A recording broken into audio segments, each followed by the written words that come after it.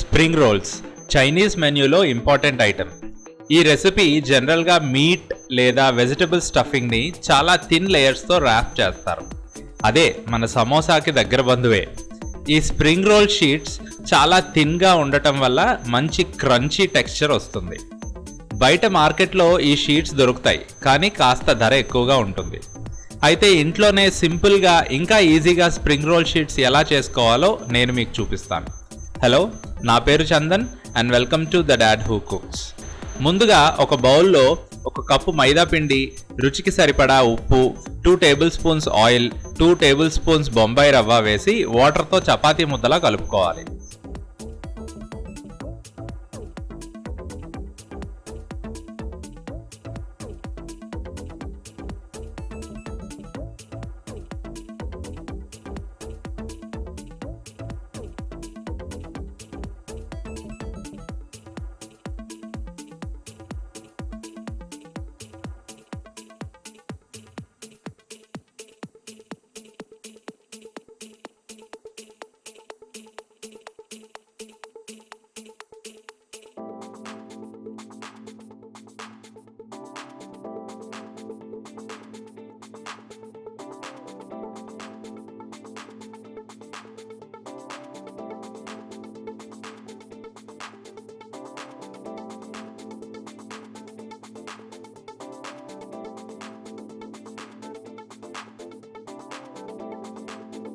కలుపుకున్న ఈ ముద్దని ఒక 10 మినిట్స్ ఇలా నీడ్ చేసుకోండి.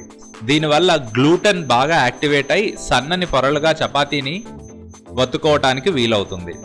ఇప్పుడు పిండిని రౌండ్గా చేసుకొని పైన ఆయిల్ వేసి ఒక 15 మినిట్స్ రెస్ట్ ఇవ్వండి. మళ్ళీ ఒక 10 మినిట్స్ నీడ్ చేయండి.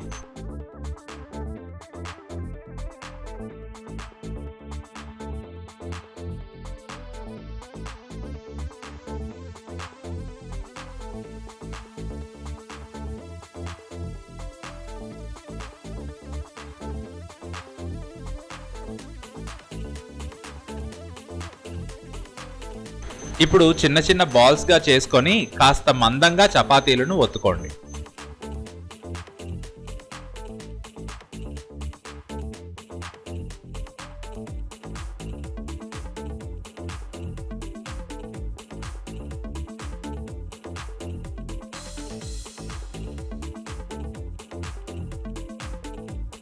ఇప్పుడు ఒక్కొక్క చపాతీ మీద ఆయిల్ రాసి పైన పొడిపిండిని చల్లి మళ్ళీ పైన ఒక చపాతీని లేయర్స్లా వేసుకొని మళ్ళీ చపాతీని ఒత్తుకోండి.